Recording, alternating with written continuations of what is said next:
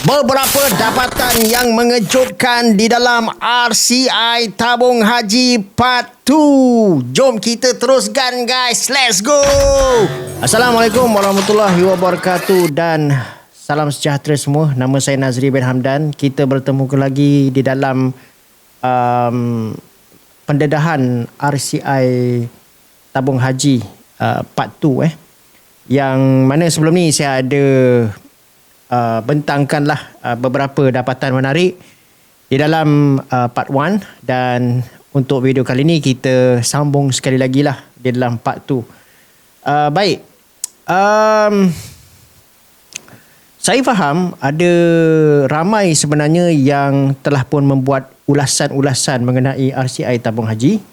Akan tetapi apa yang saya buat adalah saya punya cara adalah saya akan ambil beberapa key points ataupun dapatan-dapatan yang menarik lah untuk saya kongsikan dalam video ni. Of course saya tak dapat nak kongsikan kesemuanya sebab laporan RCI tu kalau korang baca memang dia sangat panjang lah. Tapi saya akan cuba ambil beberapa dapatan-dapatan yang menarik sahaja untuk saya kongsikan kepada korang. Baik, tapi sebelum saya kongsikan dapatan-dapatan menarik ni dalam part 2 ni, saya nak ulas sikit lah pasal apa yang lately dibincangkan dekat media sosial yang saya perasan lah, pasal RAV. Semua orang ada pandangan masing-masing lah pasal RAV, iaitu Realizable Asset Value. Okay. Pada saya beginilah RAV ni dia bukan sebab apa tau orang cakap dalam RCI tu ada apa ni, dikatakan RAV tu telah menyebabkan aset tabung haji ni dia naik, sedangkan dekat khazanah pun dia gunakan RAV. So orang persoalkan lah, kenapa dekat tabung haji boleh, dekat khazanah tak boleh? Sebenarnya ia bukanlah soal RAV itself. Ini ramai orang dia keliru. Sebab apa? RAV ni dia bukan benda tu salah, tak. Okey? Kaedah RAV ni dia bukan semestinya benda tu haram ataupun salah. Sebab dalam keadaan tertentu dia sebenarnya boleh digunakan untuk apa? Untuk anggar, untuk estimate nilai aset tu berdasarkan apa? Kena faham ni. Dia anggarkan the value of asset berdasarkan jumlah yang dijangka. Kita jangka dia boleh direalisasikan. Okey? Itu kita gunakan RAV. Okey, sebagai contoh. Okey, saya bagi contoh. Mungkin korang tak begitu jelas, saya bagi contoh. Okey, contohnya macam ni lah. Okey. Katakanlah ada satu gudang, warehouse dah. Warehouse ni dibeli pada harga, let's say lah 10 juta. Dan dibeli 10 tahun lepas. Okay? Tapi sekarang ni, bila tengok balik dia punya nilai dia boleh dijual pada 18 juta. Okay? Kita beli warehouse ni 10 juta 10 tahun lepas. Tetapi pada hari ni, dia boleh dijual pada 18 juta. Jadi dalam sesetengah penilaian ni, okey, ambil kira nilai semasa aset, okey, boleh tolong kita untuk tunjukkan gambaran ekonomi yang lebih tepat pada masa sekarang. Okey, tapi dalam kes tabung haji yang dibangkitkan oleh RCI itu adalah penggunaan RAV itu dikatakan telah naikkan aset untuk memenuhi apa? Semata-mata nilai aset tu di up supaya hibah boleh dibayar. Sedangkan kalau ikut MFRS, kedudukan aset dan keuntungan tak cukup untuk sokong agihan hibah tu. Okey. Jadi dia punya pertikaian dia dekat sini bukan sebab RAV tu salah, tapi sebab kesan dia terhadap pematuhan undang-undang dan gambaran sebenar kedudukan kewangan institusi. Okey, contoh macam inilah katakanlah Ali ni dia ada kebun. Okey, kebun durian lah. Kita kan cerita pasal durian selalu kan. Durian, harga durian rendah. Okey, kita cerita pasal contohnya Ali ni ada kebun durian lah. Kemudian, seorang penilai profesional, dia datanglah dekat Ali ni. Oh, dia tengok kebun durian Ali ni. Wah, best lah kebun durian Ali ni. Kan? Okey. Dia pun cakap dengan Ali. Ali, kalau kebun ni dijual, ini penilai profesional cakap tau. Okey, kalau kebun ni dijual pada masa keadaan pasaran sekarang ni lah saya boleh katakanlah value dia adalah 5 juta ringgit. Ini adalah penilai profesional, dia bagi tahu Ali. Ali, dia boleh dijual dengan harga 5 juta ringgit lah. Okey. 5 juta ringgit tu, okey, nilai 5 juta ringgit tu bukan Ali yang tentukan, tapi dia hasil daripada penilaian profesional. Okey. Now, ni adalah masalah dia. Okey. Masalah dia, Ali belum jual kebun tu. Ali belum jual dia belum jual. Okey. Tapi penilai profesional kata harga dia adalah 5 juta. Okey. Kemudian Ali cakap value ni 5 juta. Kemudian Ali pula dia cek hutang dia. Dia cek hutang dia. Dia tengok dia ada hutang 5.5 juta. Dalam kepala dia ni, dia kata nilai kebun dia ni 5 juta. Dia punya hutang ada 5.5 juta. Jadi Ali pun cakap macam ni. Okey. Sekarang ni kebun aku 5 juta. Jadi aku rasa kedudukan kewangan aku ni masih lagi strong. Jadi apa kata kita agihkan bonus kepada semua pekerja-pekerja kebun. Okey, jadi Ali pun agihkan bonus. And then beberapa bulan kemudian, bila Ali betul-betul nak jual kebun tu, okey, beberapa bulan kemudian tu, rupa-rupanya buyer cuma nak bayar 4.2 juta sahaja. Mungkin ini pada masa tu keadaan ekonomi atau pasaran dah berubah, ataupun for whatever reason, bila dia betul-betul nak jual, buyer ni kata, okey, aku cuma nak beli dengan harga 4.2 million aja. Pada masa itu, barulah Ali nampak yang kedudukan kewangan dia sebenarnya lebih lemah daripada apa yang dia jangka sebelum ni. Okey? Inilah isu antara yang diperdebatkan dalam kes tabung haji. Dia bukan penilai profesional tu tipu ataupun RAV tu haram. Okey?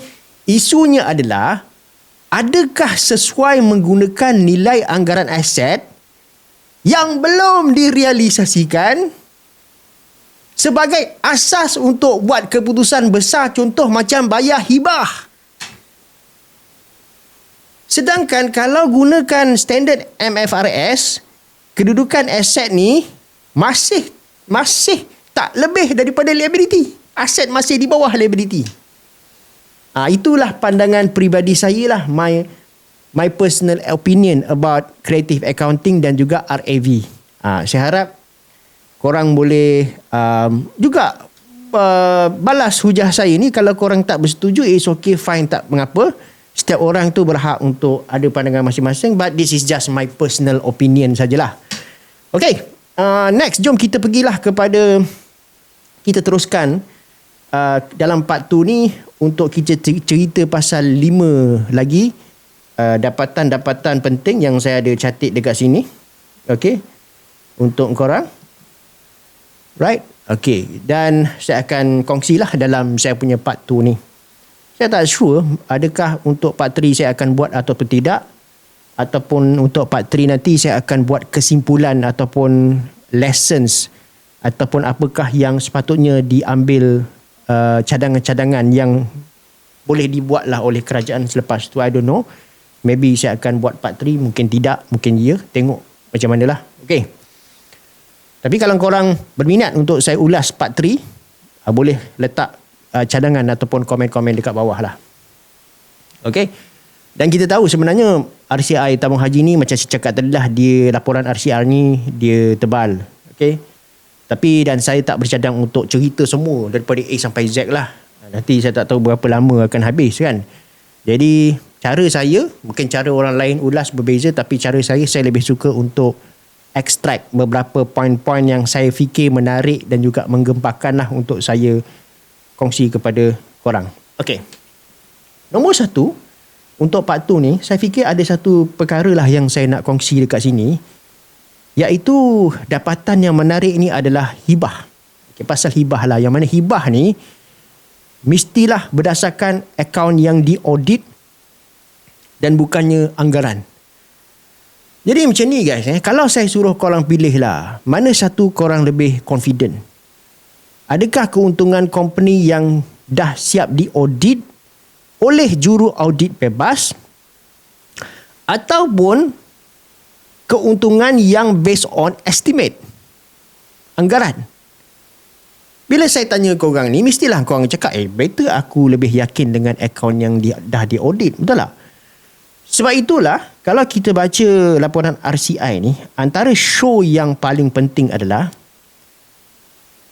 akta tabung haji itu kena dipinda supaya hibah hanya boleh dibayar berdasarkan penyata kewangan yang telah diaudit berdasarkan piawaian MFRS dan bukannya berdasarkan angka pro forma. Okey, kenapa benda ni penting? Okey, kenapa saya nak cerita pasal benda ni? Sebab dalam RCI ni, kalau kita perhatikan, dia berpandanganlah angka pro forma ataupun RAV yang sebelum ni menyebabkan gambaran kewangan tabung haji ni dia nampak lebih baik lah daripada yang sebenar lah. Okay, macam saya cakap tadi lah, RAV tu bukan satu benda yang haram pun. Sebab dalam dunia korporat ni memang sebenarnya banyak company dia gunakan anggaran untuk nilai aset. Tapi masalahnya adalah bila anggaran tu digunakan untuk buat keputusan yang besar. Contohnya bayar hibah lah ataupun kedudukan kewangan sebenar ni masih lagi dalam pertikaian.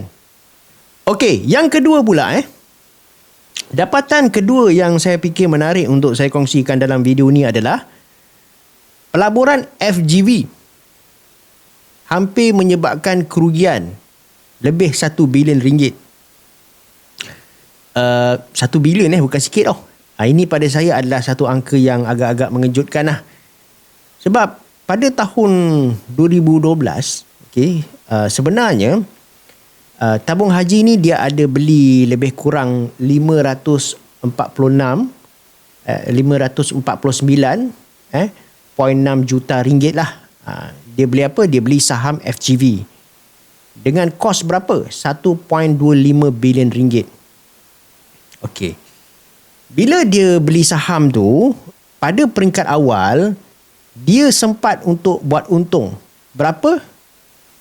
111.7 juta. Okey. So, dia sempatlah buat untung. Bila dia beli.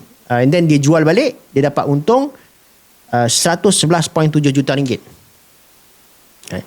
Dia tak jual semualah, tapi dia ada jual sebahagian daripada saham tu. Tapi lepas tu, tabung haji, dia ada beli balik beberapa ratusan juta saham lagi lah. Okey, tapi masalahnya lepas dia beli balik tu, saham jatuh. Saham FGV turun. Right? Jadi, daripada sekitar RM4.58 untuk satu unit. Baik. Okay. Masa dia belilah. And then, harga tu dia jatuh kepada sekitar 69 sen. Okay. Jadi RCI ni dia ada cakap, kalaulah saham tu tidak dipindahkan kepada urus harta jemaah pada harga masa kos, pada harga kos lah, masa penstrukturan semula tu dibuat, tabung haji sebenarnya dia berpotensi untuk menanggung kerugian tak nyata sekitar 1.1 bilion ringgit. Kalau korang pening benda ni, tak apa. Saya terangkan dalam bahasa senang faham dan bahasa mudah. Okey, katakanlah kau beli rumah tu. Rumah tu harga dia kata 500,000 juta lah. 500,000 Jadi mula-mula harga tu dia naik. Dan lepas harga tu naik, of course lah, automatic korang akan buat untung lah. Okay, and then lepas tu, lepas kau buat untung ni, kau rasa, rumah untung kau ada tambah lagi rumah, okay, pada harga yang lebih mahal, sebab kau confident harga market akan naik, akan terus naik. Okay. And then tiba-tiba lepas tu, pasaran jatuh, market property jatuh, dan rumah tu terus drop harga sampai 80,000. Inilah resiko bila sesebuah institusi tu dia overconfident yang harga aset ni akan sentiasa meningkat. Sebab dalam pelaburan ni, kita mesti bukan tahu setakat bila kita nak beli sahaja. Sebab dalam pelaburan, yang lebih penting sekali adalah about risk. Bila kita nak kurangkan risiko yang kita pegang. Okey, dapatan ketiga pula yang saya boleh kongsikan yang menarik untuk korang semua adalah RM250 juta telah pun dilabur, nilai tinggal cuma 32 juta ringgit sahaja. Yang mana ini melibatkan TH Plantations. Kalau ikut satu laporan daripada PricewaterhouseCoopers yang dirujuk oleh RCI ni, ada satu projek ni namanya projek Deru Semangat. Projek Deru Semangat lah. Yang mana lebih kurang 257 juta ringgit telah pun dilaburkan. Okey. Tapi akhirnya nilai pelaburan tu telah dirosotkan sampai tinggal 32 juta sahaja. Daripada 250 juta yang dilaburkan, kemudian cuma tinggal 32 juta sahaja. Okey, bukan tu je. RCI juga ada cakap, cuma sekitar 58% sahaja ladang itu betul-betul produktif. Daripada 100% tu, hanya 58% sahajalah, nearly 60% yang betul-betul produktif. So maksudnya hampir separuh kawasan tidak memberikan hasil seperti mana yang telah pun dianggarkan. Okay. Untuk contoh senang faham, mudah saja saya boleh bagi. Katakanlah korang ada beli kebun. Kita cerita balik contoh kebun durian. Katakanlah korang ada beli satu kebun durian. Okey. Korang jangkakan, korang boleh kutip 100 bakul durian setiap musim. Kan tetapi last kau cuma dapat 58 bakul sahaja. Ini adalah contoh yang tadilah, iaitu 58%. Okey. Tapi pada masa sama, kos pekerja ni, gaji kena jalan. Kos baja kena jalan. Kos pinjaman kena jalan. Kan tetapi hasil tak cukup. Jadi last bukan je rugi atas kertas, tapi korang masih kena tanggung komitmen dan kos-kos kewangan selama bertahun-tahun ke bawah. Ini menunjukkan kenapa proses due diligence sebelum kita buat sesuatu investment tu sangat penting. Okey, dapatan keempat yang boleh saya kongsikan kepada korang dekat sini adalah pasal subsidi haji. Dalam dapatan laporan RCI ni, dia cakap subsidi haji ni saiz dia semakin besar dan dia boleh menekan hibah pendeposit. Okey. Ni sebenarnya mungkin ramai tak perasan lah. RCE sebenarnya ada bagi warning bahawa model subsidi haji model subsidi haji sekarang ni adalah sangat-sangat susah untuk disustain ataupun dikekalkan. Kos sebenar haji telah pun meningkat daripada sekitar RM15,555 pada tahun 2003, lebih kurang dalam 16,000 lah pada tahun 2003 kepada 25,540 pada tahun 2022. Dan menjelang 2030 diunjurkan dia akan hampir kepada 38,000. Menjelang 2050 dia boleh diunjurkan untuk mencecah RM50,000 untuk satu orang. Okey.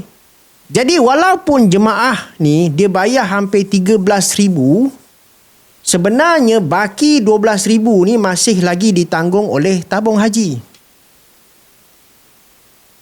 Jadi jumlah subsidi keseluruhan pula diunjurkan boleh meningkat lebih 742 juta untuk satu tahun menjelang 2030 kalau tidak ada sebarang pembaharuan yang dibuat. Okey? Masalahnya tabung haji ni masalah dia adalah subsidi. Subsidi tabung haji ni datang daripada mana guys? Subsidi ni datang. Subsidi ni of course lah dia datang daripada keuntungan pelaburan tabung haji. Okey.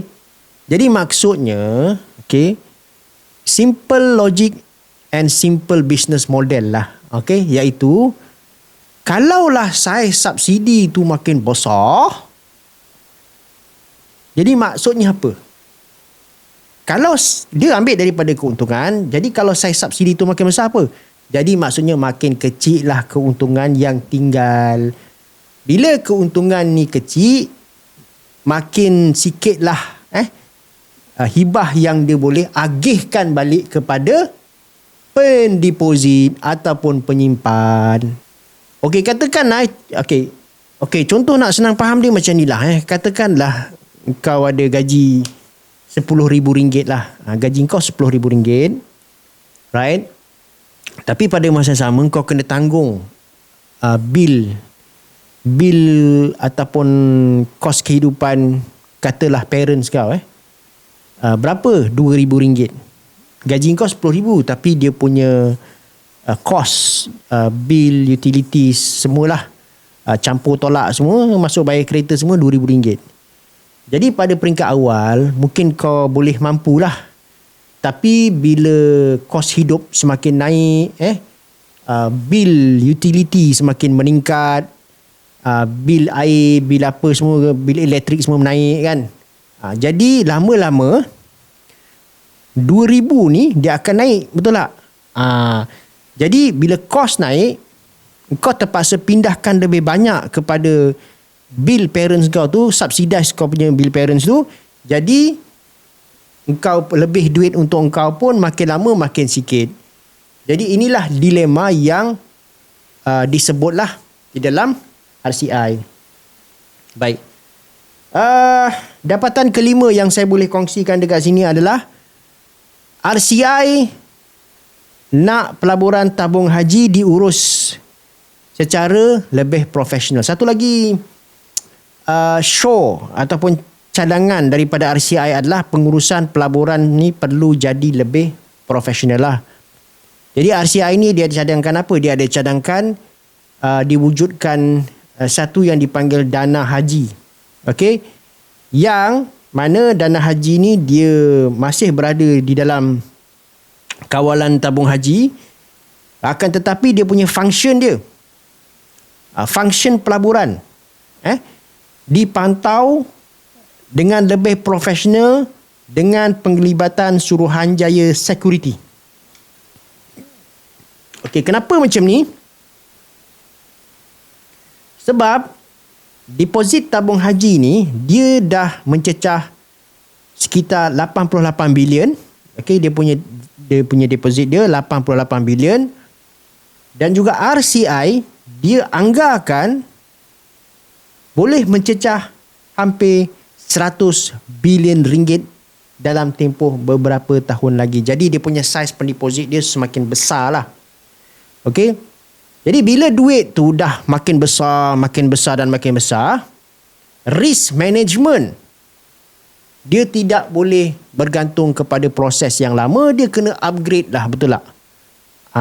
Okay, jadi maksudnya dia kena upgrade, dia kena ada panel pelaburan yang betul-betul fokus kepada strategi aset, risk management dan juga portfolio performance. Okay, katakanlah ada satu family ni, dia ada savings, katalah let's say lah 100,000 lah Jadi daripada semua family members ni buat keputusan sendiri-sendiri nak beli saham ke apa, okay, dia kemudian nanti kalau dia orang beli saham tanpa knowledge ke, tanpa skill ke apa, rugi pula kan.